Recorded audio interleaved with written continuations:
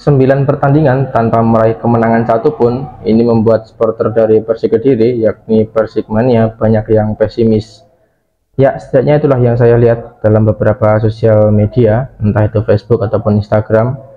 Terlebih puncaknya ketika Persik Kediri yang hampir saja bisa meraih kemenangan ketika berjumpa dengan PSM Makassar beberapa hari yang lalu. Namun saat injury time, kemenangan itu buyar setelah gol dari pemain cadangan dari PSM Makassar, yakni Abdul Rahmat, yang membuat 3 poin dari Persik Kediri buyar dan hanya mendapatkan 1 poin saja. Dan ini menjadi rentetan panjang dari 9 laga tanpa kemenangan Persik Kediri, dan hal ini membuat Persik Kediri saat ini tertahan di peringkat ke-12 klasemen dengan torehan 35 poin. Dan hal ini membuat beberapa Persikmania mengeluarkan unek-uneknya, mulai merespon. Ada yang tetap memberi semangat, tapi ada juga yang mulai pesimis, ada komentar-komentar miring yang degradasi wae dan lain sebagainya. Dan ya, ini juga tidak bisa disalahkan kekecewaan dari para supporter ini, karena bukan hanya soal kemenangan, tapi grafik permainan dari Persik Kediri juga tidak ada grafik menanjak, jadi flat, datar-datar saja, baik itu saat bermain di home maupun di away tidak ada bedanya, dan hasil negatif yang diraih kembali. Ditambah banyak sekali pemain-pemain dari Persik Kediri yang penampilannya tidak cukup bagus atau underperform, dan ya, inilah yang membuat Persikmania ini merasa kecewa dengan tim ini, terlebih dengan pelatihnya yakni Marcelo Rosbide dan juga Leo Medina, duet dua orang yang bertanggung jawab untuk strategi dari Persik Kediri. Ya, jika kita melihat dari Persik melawan PSM kemarin, seperti biasa Persik menguasai jalannya pertandingan, namun memang dari awal babak pertama dimulai, Persik kembali seperti tim yang lambat panas. Dalam beberapa kesempatan di babak pertama itu, PSM nyaris selalu membahayakan gawang dari Persik Kediri setiap serangan yang mereka lakukan. Dan pada menit ke-17, berbuah gol bunuh diri dari seorang Rohitjan yang gagal menghalau bola liar dari tandukan seorang Brendan Lucas. Lalu setelah gol tersebut, PSM melakukan serangan, dan lagi-lagi serangan dari PSM ini selalu menemui gawang dari Persik Kediri. Artinya pertahanan dari Persik Kediri ini tidak cukup kokoh untuk menghalau setiap serangan dari PSM Makassar. Ya, dalam pertandingan ini kembali Marcelo Rosbide mengandalkan 2 defensive midfielder, yakni ada Osmane Fane dan juga Adi Eko. Lalu Rohitjan posisinya digeser ke belakang untuk mengisi posisi yang ditinggalkan oleh Hamra Hanusa, yang tidak tahu kenapa di pertandingan ini juga tiba-tiba absen. Dan inilah yang membuat squad dari Persik Kediri ini cukup kocar-kacir karena memaksakan pemain tidak di posisinya, meskipun kadang Rohitjan pernah ditempatkan di posisi center back dan juga bagus, namun tidak di pertandingan ini, banyak kecolongan. Lalu Adi Eko juga tidak terlihat perannya di pertandingan kemarin.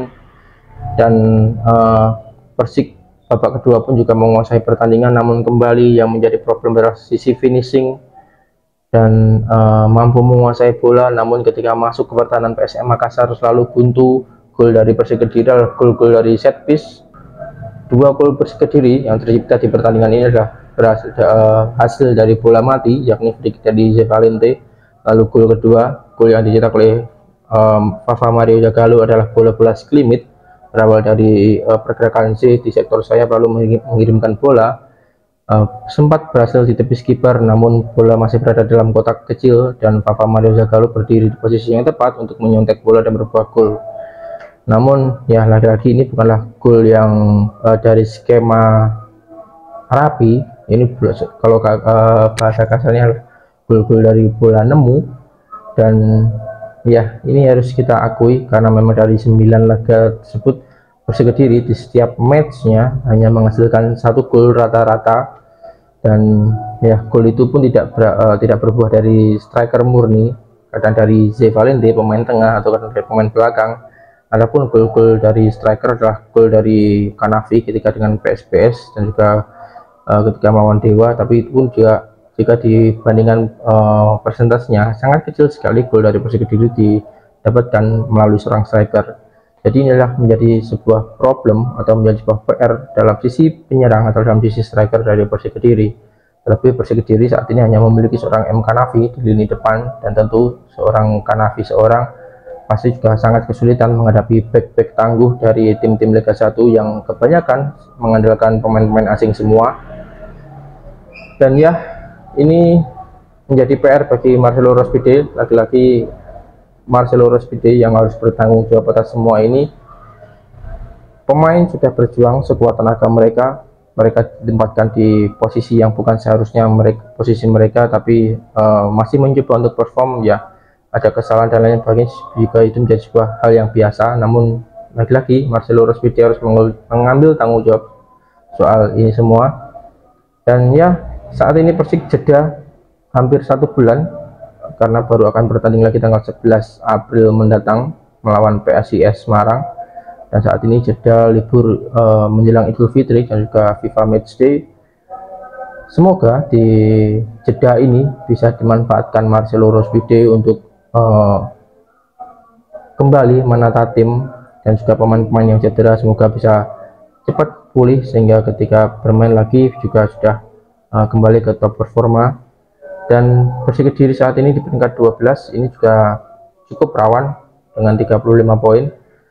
Jika kita boleh tarik ke bawah melawan tim-tim yang berada di bawahnya, Persik Kediri ini hanya selisih 6 poin saja, 6 poin dari Barito Putra yang berada di peringkat ke-13.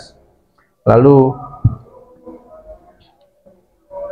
artinya ya, kita harus menang, kita butuh kemenangan, karena sisa 7 laga ini juga masih sangat rawan. Jika Persik masih seperti ini, maka semakin rawan untuk dapat digeser oleh tim-tim yang berada di bawahnya meski jarak poinnya cukup jauh.